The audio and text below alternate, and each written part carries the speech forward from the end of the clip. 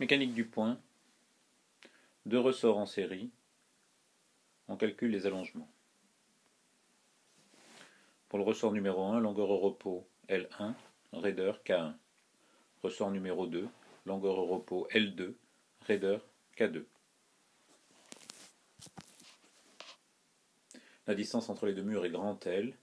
On choisit grand L tel que grand L soit plus grand que L1 plus L2. Les deux ressorts sont donc étirés, tous les deux.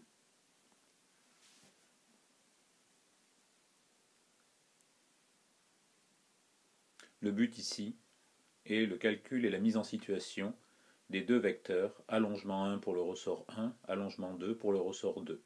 On place un axe X, on choisit le 0 sur le premier mur, un vecteur unitaire I, ce qui nous permet de positionner L1, X à l'endroit où se trouve la petite masse M qui est au centre, et L1 moins L2, qui est en fait la longueur à l'équilibre, au repos, du ressort 2.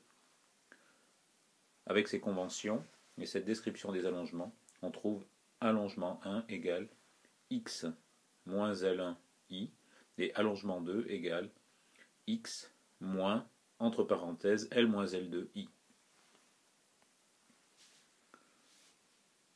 Le point qui est au centre ne bouge pas.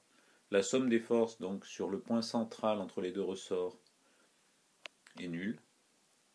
Ce qui signifie donc que moins K1 allongement 1 moins K2 allongement 2 égale à 0. Les deux forces sont égales et opposées. On a donc K1 allongement 1 plus K2 allongement 2 égale à 0.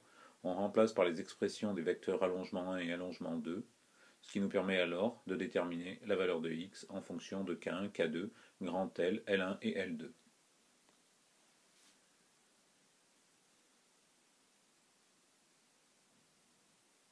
Voici l'expression de x. Il vaut mieux traiter des cas particuliers, sinon on ne se rend pas compte exactement de ce que l'on a trouvé. Immédiatement, si les deux ressorts sont strictement identiques, K1 égale K2, L1 égale L2, par symétrie, on doit trouver que x est égal à L2 et que le lien entre les deux ressorts, la petite masse M qui est entre les deux, se trouve exactement au milieu de la pièce. C'est bien ce qui est le cas ici. Par ailleurs, on peut se placer dans un autre cas, qui est lorsque l'on a L1 égale L2, mais par contre on a un ressort, le ressort 1, qui est beaucoup plus raide que le ressort 2. Le ressort 1 étant beaucoup plus raide que le ressort 2 ne se détend pratiquement pas, et en fait la position X est égale simplement à L1, comme vous pouvez l'imaginer. C'est bien ce que l'on retrouve. On fait le cas inverse, où on a L1 égale L2, mais maintenant c'est K1 qui est beaucoup plus souple que K2.